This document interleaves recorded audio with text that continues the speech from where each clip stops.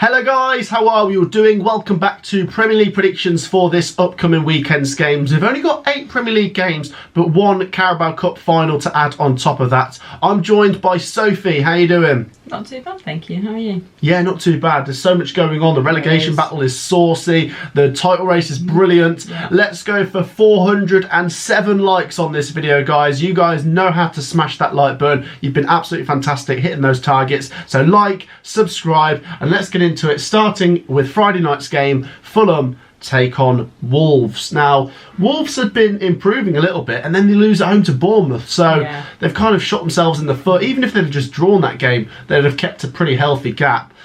But I don't know, I feel like they've really shot themselves in the foot, and then this is a tricky one. I mean, Fulham have been brilliant this season. They beat Brighton. I know. And I didn't call that. They beat Forest before that. They're just picking up some really good results. They're picking up clean sheets and just a lot going for Fulham. You think Mitrovic is having a good season. Was it Solomon who got the goal? They've got Willian playing well, João Palhinha. They just look a very good team. I think Fulham will beat this Wolves team. Wolves can turn up on their day, but Fulham are just that bit more consistent. I'm going to say 2-0 to Fulham. Yeah, I think it might be a little bit of a tighter game. However, I am going to have to back the home side as well. Their form can't be ignored. I think it's going to be low scoring because Wolves will look at like this game as well. We need the points, to be honest, but I think Fulham are going to do it. So 1-0. 1-0. Right, we'll move on to Goodison. It's Everton versus Aston Villa. Now, Villa losing quite a few games in a row now. I mean, they did give Arsenal a pretty good game, and I think the thing is that I've noticed with Villa, it's always a safe bet going both teams to score. They always score, but they always concede. And I'm surprised by that when you think they've got a World Cup winning goalkeeper in their ranks. But maybe it's their defence is letting them down a little bit as well. I feel like both teams will score in this one. There won't be lots of goals though, because Sean Dyche is quite a defensive-minded manager, but he's doing a fantastic job with Everton. 2 wins in 3, unbeaten at Goodison Park. But I feel like Villa need to stop their losing run. So I'm going to sit on the fence and say Everton 1, Villa 1. Yeah, see, I agree with it being a draw, but I think it's going to be an entertaining one. 2-2. 2-2. Yeah. What do you think? Good game? I think it could be. It could go either way, to be honest. It could be quite a boring 0-0. Depends how defensive Sean Dyche wants to go. But as you say, Villa like to score. They like to concede too. So I think there will be goals in this. 2-2. 2-2. Right, now this is maybe the biggest game of the weekend. It's the bottom 2 locking horns, and Leeds with their new manager Grazia host Southampton, who just won at Chelsea. This is massive. I'm not just trying to over dramatise this, but I do feel like if Leeds lose this, I am really struggling to see a way out. I know it's the new manager's first game, but they'll drop to bottom and the morale will be at an all-time low. And not that Southampton are an easy team to beat, but this is one of the so-called easier games. I don't know what to say. Southampton were brilliant at Chelsea, and I've got to say, fair play to your prediction there. If Leeds give away some free kicks, you know James Ward-Prowse is going to ping them in. But Leeds have got good forward players like Bamford, like Nonto. I think there's going to be loads of goals here. And Leeds will get off to a winning start, and boy do they need to. Leeds 3, Southampton 2. That'd be a great game. I do see there being goals, but not quite so many for me. I think Leeds now with the new manager, I think they might do a little bit better, whereas maybe last week I would have said Southampton would back up a win with another win. I do see it being a tight game. 1-1.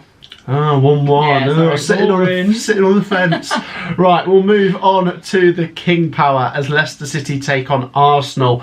Leicester beaten by Manchester United, but still 6 points from those last 3 games. You know, they beat Spurs and Villa before that, so I think we all agree Leicester City should be alright to stay up. James Maddison's been looking brilliant. Iheanacho, and to be honest, they might be able to cause Arsenal some problems. I mean, Arsenal, it's just so fascinating at the moment. When they lost to City, it felt like everything was just going against them, but then they turned it around late against Villa. Yeah, that weekend was perfect for them because they beat Villa with 2 late goals, and then Man City dropped points to Forest. So Arsenal all of a sudden back on top. So they need to win this. They can't afford too many more falters because City won't drop points like that too often. I'm going to say Arsenal win this, but Leicester can give them a good game. I'll say Leicester 1, Arsenal 3. Yeah, I'm actually going to exactly agree with you. I think both teams will score. Leicester against United, I think for the most half they looked shocking. But that's coming up against a really informed United team at the moment. It just seemed that they lacked fire. So I think they need to put that game behind them, which is hard because they're coming up against an Arsenal team that are in their own right flying. But Arsenal really need the 3 points if they're going to create a bit of a gap against Man City. They can't be dropping points here. So I agree they're going to get the win, but they'll concede. So 3-1. 3-1, yeah, same as me. Right, this is another massive game down near the bottom. It's West Ham at home to Nottingham Forest. Now, I remember watching this game earlier on in the season when Nottingham Forest beat them at the City Ground. It was Forest's first win. Taiwo Awoniyi got the goal and they hung on. Henderson saved a penalty. When Henderson got injured, I was a bit concerned for Forest this season, but Navas has been absolutely fantastic. Yeah. Honestly, Navas has been brilliant, and what a result against Man City. I mean, that was a shock to me. I mean, people say I back Forest a lot, but I didn't back them to get anything against Man City, so no. Fair play to them there. Now, they are away from home, and I do fancy them a bit more at home. I'm looking at this because West Ham are in the bottom three. I think for West Ham, it's a must-win. I think for Nottingham Forest, it's a must-not-lose. I'm going to say a draw, which would be pretty good for Forest, not great for West Ham. I'm going to say 1-1. Okay, I think this week it's time for me to be a Forest fan. I'm going to back them to win 1-0. The Reds are going to get the 3 points there. Yep. West Ham, I don't think they're looking very good. And Forest, I think their confidence is going to be at an all-time high after that point against Man City. So why not follow it up with a win? 1-0 to the Reds. There you go. It's your turn in the comments to say she's a Forest fan because she's backing Forest to win this week. But yeah, absolutely massive game, as I say. We'll move down to the South Coast as AFC Bournemouth take on Man City. Now, I feel bad for Bournemouth because although they're 17th, they've been putting up a fight in a few games this season and I never seem to fancy them. And what a win at Wolves. I'll give them a lot of credit there. And I'll be honest and say it, I would like to see Bournemouth stay up. It would be a great story. You know, Bournemouth, everyone's writing them off. But if they stayed up, that'd be fantastic. As I say, though, it's Man City and I don't tend to back teams other than Man City very often. I feel like Bournemouth might try and keep it tight and cagey, but Man City need to go back to winning ways after that Forest draw. I'm going to say Bournemouth 0, Man City 2. No, do you know what? I'm actually going to gift Bournemouth a goal here. I think they're going to score against Man City, and I think they could even go 1-0 up. But then I think Man City are going to just kind of get in second gear and just start playing the way that Pep wants them to play. So I think Man City will get the win, but I do see them conceding here actually. So 3-1. 3-1, okay.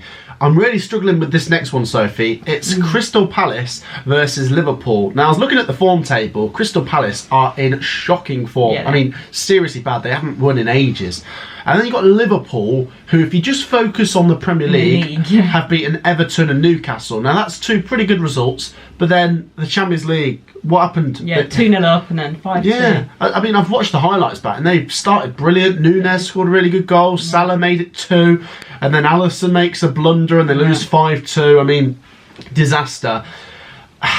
I don't know. Like I say, Palace are not in good form, so I don't know if they're going to capitalise on this. But Palace have the ability, under the lights at Selhurst Park, to pull out a result every now and then. I don't know if I'll go for it here. I'm going to have to edge Liverpool 2-1. Yeah, I think if you look at Liverpool's last game, you'd say, oh, okay, maybe Palace might actually get something. But then if you look at the teams, Palace's team is nowhere near as good as Real Madrid's. So if we just focus on the league, I think Liverpool will pick up another 3 points here. 2-0. 2-0, fair enough. Yeah. Okay, the last Premier League game we'll talk about is Tottenham versus Chelsea. It's a London derby. It's two of the so-called Big Six, but Chelsea are down in 10th at the moment. And I was looking at it the other day. I don't actually see them finishing much higher than 10th at the moment because are they better than Brentford? No. Are they better than Fulham? No. Are they better than Brighton? No. I think Chelsea will be lucky to get up to 9th this season. Meanwhile, Spurs, although they've not been perfect this season, have actually now jumped ahead of Newcastle because they've actually won a few of their last games and they need to win this to keep themselves pushing forwards. I don't know. I think it'd be close. Chelsea have been competitive and they've got players that can make the difference, but big picture, Spurs are a better team this season. 2-1 Spurs. I don't see them conceding, to be honest. 2-0 to Spurs. Really? I think, yeah, if anyone's going to be looking forward to this game, it'll be the Spurs fans. I think Chelsea fans, most games at the moment, are not looking forward to it because they can't see where the points are going to be coming from. I think they've got to stick with Potter, though, because I don't think it's down to Potter. They've got a lot of new players and they're just not really gelling. They're not getting the results that they should be getting. And Spurs know how to kind of grind out results, especially at the moment. So for me, they're going to win comfortably, 2-0. 2-0. Wow. Okay, the final game, of course, is the Carabao Cup final. It's two Premier League teams, of course. It's Newcastle United versus Manchester United. Newcastle obviously in 5th in the Premier League, Manchester United in 3rd. Now, a couple of weeks ago, I think I'd have been struggling to predict this one, but Yeah. I feel like my hand has been forced by Newcastle's form. We've been saying how they've been drawing games and then they lose to Liverpool. Nick Pope gets sent off as well. It's pretty concerning coming into this against the Manchester United team that is absolutely destroying everything in its path. I mean, Man United beat Leicester 3-0 last time. We saw Manchester United in the previous round of this competition beating Nottingham Forest. They beat them 3-0 away, 2-0 at home. Manchester United are on a warpath and I think they will finally win a trophy. Yeah.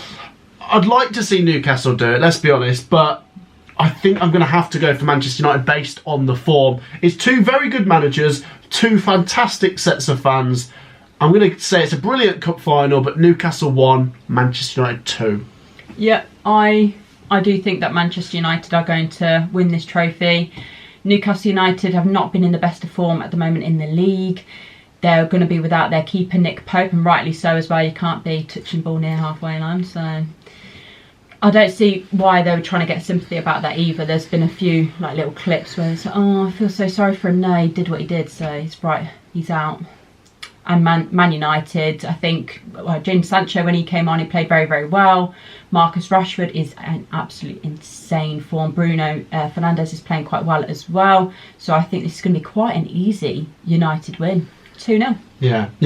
I missed out Rashford. He's been brilliant, hasn't he? Insane. Right, that wraps it up, guys. That's 8 Premier League predictions and 1 Carabao Cup final predictions. Make sure to get yours down below. As I say, guys, we're going for 408 likes. So hit that thumbs up button and do make sure to subscribe. Thank you for joining me, Sophie. Thank you for having me. I'll see you in the next one. Peace out.